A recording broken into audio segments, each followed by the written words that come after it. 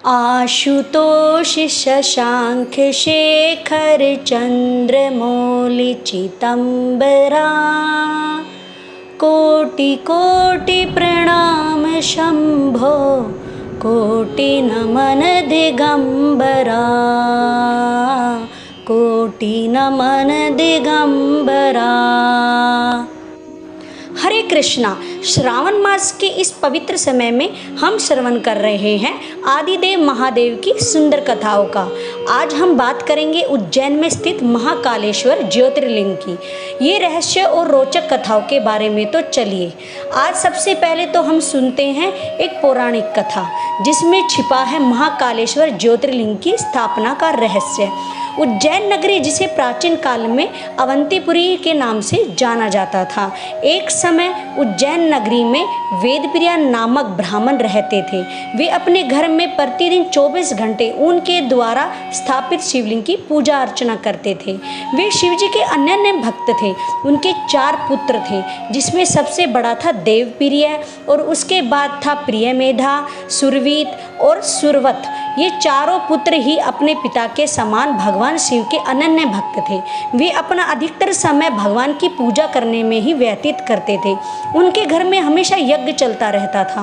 भगवान शिव की आराधना के फलस्वरूप उन्होंने ऐसी सद्गति प्राप्त कर ली थी कि जो कि संतों को भी दुर्लभ होती है।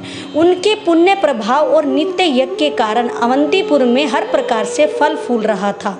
दूसरी ओर रतनमाल पर्वत पर दूषण नाम का एक राक्षस रहता था। उसने ब्रह्मा जी की घोर तपस्या की और उनसे युद्ध में सदा विजयी रहने का वरदान प्राप्त किया। अब उसने अपनी शक्ति का दुरुपयोग करना शुरू कर दिया। उसने तीनों लोकों पर अपना प्रभुत्व स्थापित कर लिया, देवताओं को स्वर्ग से निकाल दिया और इस प्रकार वे त्रिभुवन का स्वामी बनकर क्रूरता से पूर्वक राज्य करने लगा। किसी भी स्थान पर देवी देवताओं की पूजा हो या वैदिक यज्ञ हो उसे बिल्कुल मान्य नहीं था। वह कहीं पर भी कोई यज्ञ नहीं होने देता था। फिर क्या था, दूषण ने चारों ओर ब्राह्मणों पर अत्याचार करना शुरू कर दिया। लेकिन उसने देखा कि अवंतीपुर में अभी भी धर्म का साम्राज्य फैला हुआ है। इस बात को वह कैसे सहन कर सकता था। उसी क्षण उसने उज्जैन पर आक्रमण कर दिया और सब ब्राह्मण के यज्ञ बंद करवा दिए। उसके बाद भय से सभी ब्राह्मणों ने यज्ञ बंद कर दिए। लेकिन वेदप्रिय और उसके चारों पुत्र इस आपदा से नहीं डरे, क्योंकि वे जानते थे कि काल उसका क्या करे जो भक्त है महाकाल का। उनके अंदर न तो भय आया और ना ही महादेव के प्रति श्रद्धा कम हुई। ऐसे ये वेदप्रिय ब्राह्मण ने अपने पुत्रों को संबोधित करते हुए कहा, हे मेरे प्रिय पुत्रों, हमारा नगर इस समय महासंकट की स्थिति में है और चारों ओर उस असुर ने अस्त्र शस्त्र से अपने सैनिक एकत्रित किए हुए हैं। लेकिन हमारे पास ना तो कोई सेना है और ना ही कोई शस्त्र है। हमारे पास तो कोई है तो वो आराध्य देव भगवान शिव हैं, इसलिए हमें उनकी शरण में जाना चाहिए। वे अवश्य अपने भक्तों की रक्षा करते हैं। उन्होंने मिट्टी से बने शिवलिंग की पूजा करना आरंभ कर दिया और अब अवंती में सिर्फ एक ही यह घर बचा था जहाँ अभी भी भगवान शिव की आराधना हो रही थी। अब दिन रात वेदप्रिय ब्राह्मण और उनके पुत्र महादेव की आराधना में इतने लीन हो गए कि उन्हें इस बात का पता ही नहीं चला कि कब उनके घर के द्वार पर दूषण असुर आकर खड़ा हो चुका था। वो उन्हें धमकाते हुए कहने लगा, अरे मूर्ख ब्राह्मण, ये पूजा अर्चना करना बंद कर। यदि तूने ऐसा नहीं किया तो मैं अपनी तलवार से तेरा मस्तक धड़ से अलग कर दूंगा। लेकिन असुर की बातों का वेदप्रिय ब्राह्मण और उनके पुत्रों पर कोई असर नहीं हुआ। वे सब भगवान की आराधना में लीन थे। उन्हें इस प्रकार ध्यान मगन अवस्था में देखकर दूषण ने अपनी सेना के साथ उन पर आक्रमण करने लगा और उसी समय एकाएक धरती कांपने लगी, आसमान गरजने लगा।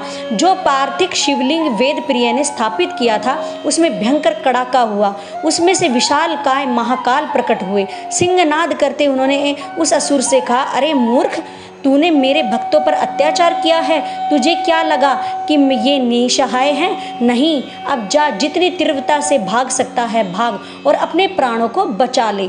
इतना कहकर महाकाल ने दूषण और उसके सैनिकों को भगाने का अवसर दिया और महादेव की दृष्टि उन पर पड़ी। वे सभी उसी क्षण जलकर भस्म हो गए। त्रिलोक पे शासन करने वाला दूषण असुर अब राख का ढेर बन चुका था।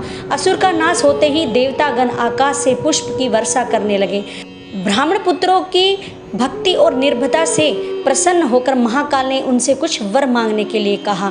और तब वेदप्रिय ब्राह्मण ने महादेव से विनती की, हे प्रभु, हे शंभु, आपने दर्शन करने के मात्र से हमारी सभी कामना पूर्ण हो चुकी है और 3 किलोमीटर के विस्तार में फैला हुआ है। रामायण के अनुसार भगवान श्री राम और माता सीता ने अपने स्वर्गीय पिता दशरथ महाराज का पिंडदान इसी स्थान पर किया था। भगवान श्री कृष्ण और बलराम ने अपनी शिक्षा गुरु सांदीपनि से इसी स्थान पर प्राप्त की थी और आज भी उनका आश्रम यहाँ पर स्थित है। उज्जैन में महाकालेश्वर का ये मंदिर विश्व में मात्र एक ऐसा मंदिर है जहाँ दक्षिण मुखी शिवलिंग स्थापित है।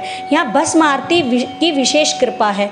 इस भव्य मंदिर में भगवान शिव के तांडव दर्शन को दर्शाते हुए 108 विशाल स्तंभ है। यह मंदिर ब्रह्मांड के केंद्र बिंदु पर स्थित है और इसका प्रमाण ये है कि सोमनाथ से इसकी दूरी 777 किलोमीटर है, ओंकारेश्वर से इसकी दूरी 111 किलोमीटर की दूरी पर है और भीमाशंकर की दूरी 666 किलोमीटर की दूरी पर है। काशी विश्वनाथ की और मल्लिकार्जुन वैद्यनाथ की दूरी 999 किलोमीटर की दूरी पर है। केदारनाथ की दूरी 888 किलोमीटर की दूरी पर है। त्र्यंबकर और घुश्वेश्वर की दूरी 555 किलोमीटर, रामेश्वरम की दूरी 1199 किलोमीटर की दूरी पर है। ये आंकड़े यही कहते हैं कि उज्जैन भारत का ही नहीं बल्कि संपूर्ण ब्रह्मांड का केंद्र बिंदु है। और आज के महाकालेश्वर ज्योतिर्लिंग की कथा आपको यदि अच्छी लगी हो तो हमारे चैनल को लाइक एंड सब्सक्राइब अवश्य कीजिएगा। हर हर